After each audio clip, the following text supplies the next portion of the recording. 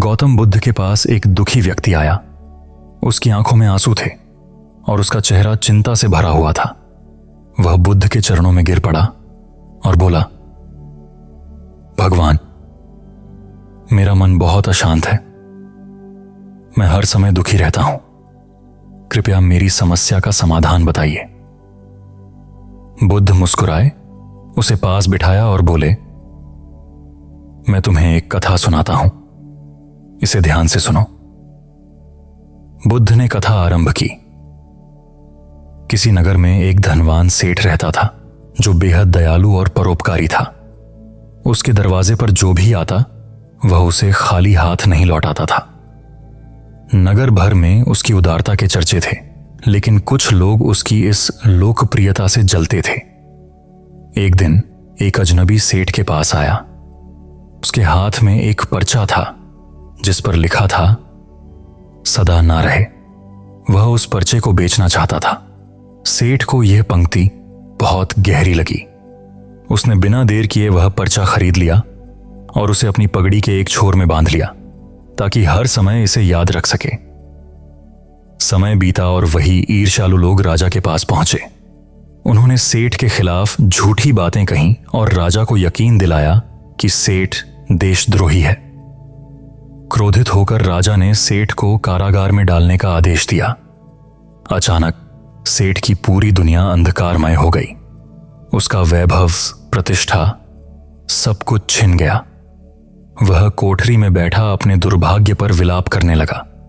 एक दिन जेल में बैठे हुए उसका ध्यान अपनी पगड़ी की ओर गया। उसे याद आया कि उसने उसमें एक पर्चा बांध कर रखा था। जब उसने वह पर्चा निकाला और पढ़ा, सदा ना रहे, तो मानो एक बिजली सी चमकी। उसे एहसास हुआ कि जब सुख के दिन सदा नहीं रहे तो दुख के दिन भी सदा नहीं रहेंगे। इस विचार के आते ही उसके चेहरे पर मुस्कान आ गई और फिर वह जोर जोर से हंसने लगा। उसकी हंसी सुनकर पहरेदार चौंक गया। उसे लगा कि सेठ मारे दुख के पागल हो गया है। उसने तुरंत राजा को इसकी सूचना दी। राजा खुद यह देखने के लिए कारागार पहुंचा कि आखिर मामला क्या है। उसने सेठ से पूछा, तुम जेल में हो, तुम्हारी सारी संपत्ति जब्त हो चुकी है, फिर भी तुम हंस रहे हो? सेठ ने शांत स्वर में उत्तर दिया, राजन, सुख और दुख तो जीवन के दो पहलू हैं। जब सुख के दिन स्थायी नहीं रहे तो दुख भी सदा नहीं रह सकते। यह जीवन का नियम है। राजा सेठ के इस ज्ञान से प्रभावित हुआ और उसकी बातों पर गंभीरता से विचार करने लगा। उसे अपनी गलती का एहसास हुआ। राजा ने तुरंत सेठ को जेल से मुक्त कर दिया और उसे सम्मान उसके घर भिजवा दिया। सेठ अब और भी आनंद से रहने लगा, क्योंकि उसे समझ आ गया था कि जीवन में परिस्थितियां बदलती रहती हैं और हमें हर स्थिति को सहजता से स्वीकार करना चाहिए। गौतम बुद्ध ने इस कथा को समाप्त किया और उस दुखी व्यक्ति की ओर देखा जो अब बिल्कुल शांत था।